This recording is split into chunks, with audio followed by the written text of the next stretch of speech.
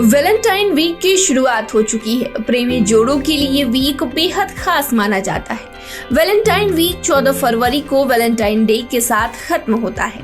इस दौरान लोग अपने पार्टनर्स के सामने प्यार का इजहार करते हैं। लेकिन आज हम आपको इस वीडियो में बिहार के उन नेताओं की बात करेंगे जिनकी लव स्टोरी बेहद खास रही है, तो वीडियो को अंत तक जरूर देखिए। चलिए हम वीडियो की शुरुआत लालू राबड़ी की प्रेम कहानी से ही करते हैं। राजद सुप्रीमो लालू यादव और उनकी पत्नी राबड़ी देवी की लव स्टोरी भी बेहद दिलचस्प रही है। हालांकि दोनों की शादी तो अरेंज मैरिज थी, लेकिन उनका एक दूसरे के लिए प्यार और एक दूसरे के लिए सम्मान भी प्यार करने वालों के लिए एक उदाहरण है।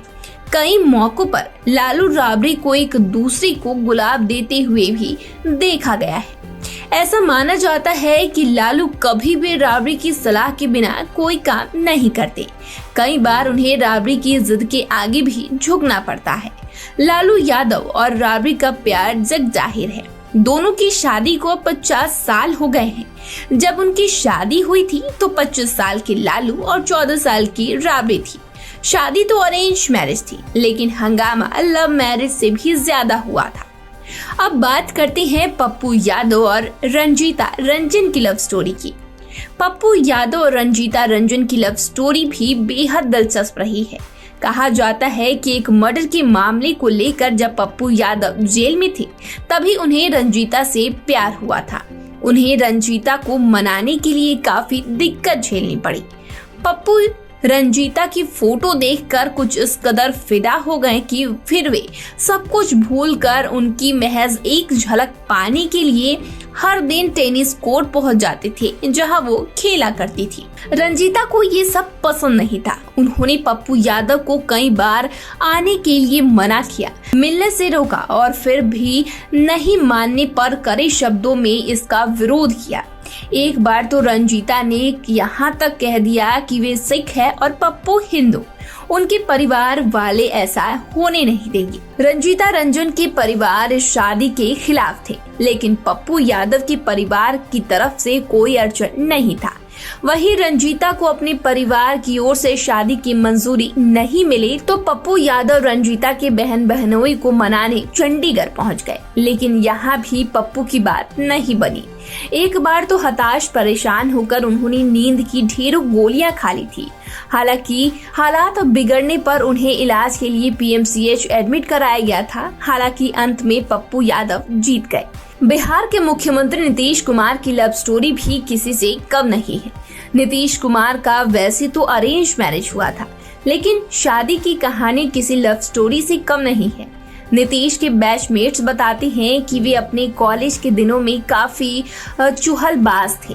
उस जमाने में शादी से पहले होने वाली दुल्हन से मिलने की परंपरा नहीं थी, लेकिन नीतीश शादी से पहले ही अपनी होने वाली पत्नी को देखने के लिए पटना कॉलेज पहुंच गए थे। नीतीश कुमार उस जमाने में बिना दहेज की ही शादी की थी। भाजपा के दिग्गज नेता और एमएलसी शाहनवाज हुसैन और रीनू की लव स्टोरी भी काफी इंटरेस्टिंग है। मुस्लिम होते हुए शाहनवाज ने दिल्ली की एक हिंदू लड़की से शादी की है।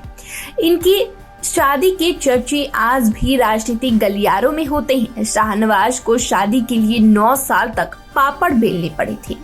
बात 1986 की है, जब शाहनवाज ग्रेजुएशन की पढ़ाई के लिए डीटीसी की बसों से सफर किया करते थे।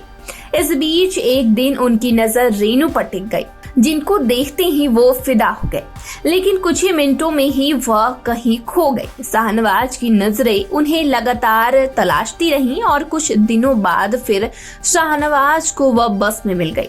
शाहनवाज ने रेनू को फॉलो करना शुरू कर दिया। एक दिन रेनू को बस में जगह नहीं मिली तो उन्होंने उन्हें अपनी सीट दे दी। इसी बीच बातचीत शुरू हुई और शाहनवाज एक दिन रेनू के घर पहुंच गए। इस बीच घर वालों से दोस्ती भी कर ली। बातचीत से घर वालों को इम्प्रेस तो कर लिया, लेकिन शादी की बात करने में हिचकिचाहट होती थी। अंत में उन्होंने रेनू को अपने दिल की बात बता दी, लेकिन रेनू उनकी बात सुनते ही भड़क गई और कहा कि दोनों के धर्म अलग हैं। शादी संभव नहीं है। यह सुनकर शाहनवाज निराश हो गए, लेकिन उन्होंने उससे शादी करने की बात ठान ली थी और वो लगातार कोशिश करने में लगे रहे। आखिरकार प्यार को मंजिल मिली और वो लड़की शाहनवाज की जिद के आगे झुक गई और 9 साल की इस प्रेम कहानी में प्यार की जीत हुई और दोनों की शादी हो गई। आगे हम आपको और भी लोगों की प्रेम कहानी सुनाएंगे। फिलहाल बने रहे लाइव सिटीज के साथ।